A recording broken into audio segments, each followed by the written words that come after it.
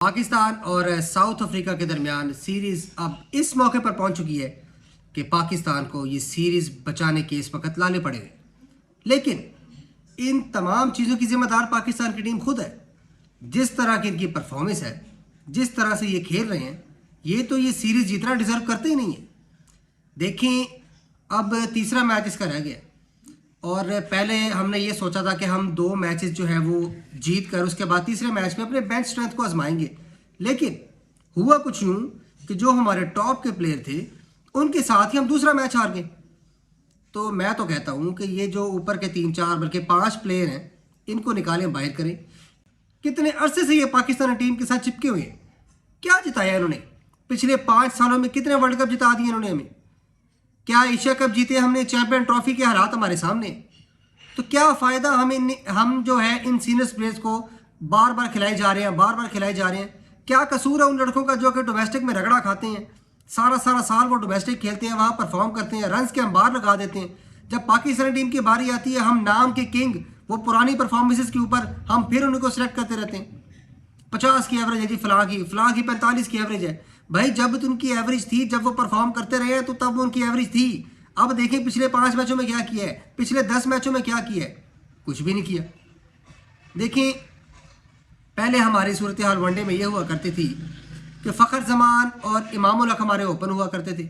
दोनों की एवरेजेस 45+ थी, यानी कि कंसिस्टेंट परफॉर्मर थे। उसके बाद आते थे बाबर आजम, 50+ उनकी एवरेज थी, वो भी कंसिस्टेंट परफॉर्मर थे। रिजवान कंसिस्टेंट परफॉर्मर थे।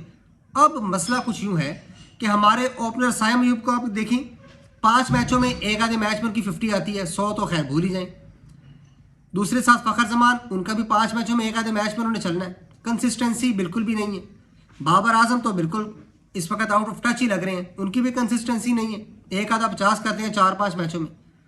और उसके बाद रिजवान साहब को देख रहे हैं, उनके हालात भी कुछ ऐसे ही हैं हमारे सामने कि जितने मैचेस वो खेलते हैं, कोई पूरी सीरीज है तो एक मैच में वो परफॉर्म करके वो एक मैच जितवा देती है और जो उनके फैंस हैं वो उसी बात पर खुश हो जाते हैं। देखें, अब हमें नए प्लेयर्स को लेकर आना है, यंग ब्लड्स को लेकर आना है, जो कि आए, जो कि रन्स के भूखे हों, जो कि पाकिस्तान से खेलने की भूख हो जिनके अंदर, तो उनके साथ हम परफॉर्म कर सकते हैं। अच्छा देखिए, हमने अगर हसीबुल्लाह को अभी भी चांस नहीं देना, फैसल अकरम को अभी भी चांस नहीं देना, ये वसीम जूनियर को हमने बड़ी मुश्किल से खिला दिया।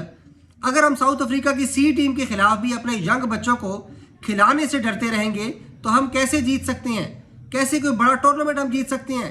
कैसे बड़ी टीम के खिलाफ हम जीत सकते हैं? हम कभी भी नहीं जीत सकते। हमने जिम्बाब्वे से खेलना है तो अपने सीनियर प्लेयर्स को लेकर जाएंगे। कोई छोटी टीम आती है हमारे पास, हमारे सीनियर्स फिर भी तैयार होते हैं। कोई ट्राई सीरीज आ जाती है, हमारे सीनियर्स वहाँ भी खेल रहे होते हैं। जब वर्ल्ड कप आता है वहाँ भी खेल रहे होते हैं। लेकिन नतीजा क्या निकलता है? एट द एंड रिजल्ट क्या है हमारे पास? हमारे पास रिजल्ट यही है कि हम अभी तक पिछले 3-4 सालों में नीचे से नीचे जाते जा रहे हैं। एक सेकंड टियर की टीम बनते जा रहे हैं हम। दूसरी मुल्कों की 20 ही टीमें आकर हमारे अपने घर में हमें हराकर चली जाती हैं। तो कुछ सोचना होगा, होश के नाखून लेने होंगे। देखना तो होगा कि अगर 4-5 सालों में हम कुछ कर नहीं सके इन प्लेयर्स के साथ, तो क्या अगले 3-4 सालों में कुछ कर लेंगे? ऐसा पॉसिबल नहीं है। हमें चाहिए कि हम यंग लड़कों को लेकर आएँ, इनसे छुटकारा हासिल करें। हसीबुल्लाह को ट्राई करें ऊपर साइम अयूब के साथ। इसके अलावा फैसल अकरम को लेकर आएँ। देखिए, पाकिस्तान में जब आप खेल रहे हो तो आप सोच भी नहीं सकते कि आप एक स्पेशलिस्ट स्पिनर के बगैर आप मैदान में उतर जाएंगे। उनकी तरफ से देखिए, उन्होंने एक लेग स्पिनर को ऐड किया और 14 भी उनकी तरफ से खेल रहे थे एज ए स्पिनर। और हमारे पास कौन था? कोई भी स्पेशलिस्ट स्पिनर नहीं था। सारे फास्ट बॉलिंग अटैक के साथ हम गए हैं। चलिए, सोच अच्छी थी। हमने सोचा कि हम बॉलिंग करते ही आ रहे हैं, हम पहले बैटिंग करके देख लेते हैं। तो देख लिया नतीजा हमारे सामने कि क्या सूरत हाल है। और हमारे बॉलर्स देखें, शाहीन शाह अफरीदी, नसीम शाह, क्या करते रहे वो लोग? जब उनके नादरे बर्गर बॉलिंग करने के लिए आए हैं, क्या वो किसी और पिच पर खेल रहे थे? इसी पिच पर खेल रहे थे। उनकी गेंद स्विंग हो रही थी। और वसीम जूनियर के अलावा किसने की है अच्छी बॉलिंग? उनका भी पहला स्पेल अच्छा था, उसके बाद जब वो वापस आया दोबारा तो काम खराब। तो देखना होगा कि जो बॉलर टीम से बाहर होता है, जैसे कोई वसीम जूनियर, जो वो जब कम बैक करते हैं आके तो 140 से ऊपर गेंद जा रही है, 145 47 तक जा रही है। और हमारे बॉलर जो कि टीम में खेल रहे हैं उनकी अपनी पेस 145 40 हुआ करती थी, वो टीम के साथ रेगुलर खेल रहे हैं, प्रॉपर फैसिलिटीज़ हैं और उनकी पेस 135 133 134 पे आ गई। तो मसला किधर है? अब कल की टीम में पाकिस्तान को चाहिए हसीबुल्ला को खिलाएं, फैसल अकरम को यहाँ पर खिलाएं, हुसैन तलत को निकालें, हसन नवाज को इन करें, और कल का मैच हमें जीतना है किसी भी सूरत में। और ऐसा नहीं होना चाहिए कि हम ये सोचें कि यार हमने सीरीज जीतनी है तो हम फिर कोई चेंजेस ना करें। तो उम्मीद करते हैं कि पाकिस्तान अपनी गलतियों से सीखेगा और कल के मैच में अच्छी हिकमत अमली के साथ मैच जीतने की कोशिश करता हुआ दिखाई देगा और मैच जीत के दिखाएगा हमें। देखिए उसी मैच में क्विंटन डीकॉक ने कैसी बैटिंग की है, टोनी डिजोर्जी ने कैसी बैटिंग की है, और उसी पिच पर सलमान अली आगा ने कैसी बैटिंग की। उनका स्ट्राइक रेट देखें और आगा साहब का देखें। बाकी तो आए और जाए, ये काम लगाया हुआ था हम लोगों ने।